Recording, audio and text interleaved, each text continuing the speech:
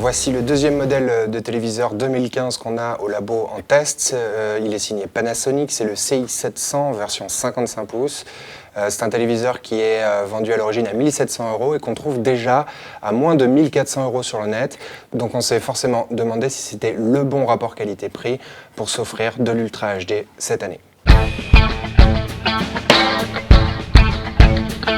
Pour ce prix, on n'a pas toutes les technologies de 2015, notamment la dalle qui n'est pas Quantum Dot, donc qui n'a pas de large gamme de couleurs. On n'a pas non plus de rétroéclairage par zone. Mais ce CX700 en mode vrai cinéma est juste parfaitement réglé, les couleurs sont ultra fidèles, les nuances de gris sont hyper bien maîtrisées et le taux de contraste est très bien maîtrisé aussi grâce à une dalle VA. On est à presque 4000 pour 1. Alors forcément ce sera moins bon que de l'OLED, mais c'est vraiment excellent pour ce type de technologie. Côté retouche d'image et gestion des mouvements, c'est très bon aussi. Très peu d'artefacts sur la fluidification de l'image. Le mode cinéma est bien géré en 24 images secondes. On a juste constaté que le filtre de mise à l'échelle censé augmenter les détails d'une vidéo Full HD vers la dalle en 4K n'avait aucun effet. Donc c'est peut-être un défaut qui sera corrigé avec une nouvelle version du firmware de la télé, mais pour l'instant c'est une petite faiblesse qu'on a remarquée. Sachant aussi qu'il faut ajouter deux petits détails,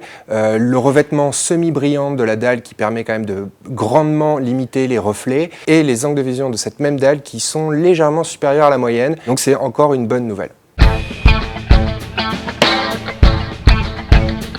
La seule vraie faiblesse de ce téléviseur, c'est son système Firefox pour les services connectés. Firefox OS n'est pas à la hauteur de la concurrence, que ce soit WebOS chez LG, Tizen chez Samsung ou Android TV chez Philips et Sony. Mais pour l'instant, on peut dire que c'est un très bon téléviseur qui sera certainement en lice pour le podium des meilleurs rapports qualité-prix pour l'Ultra HD.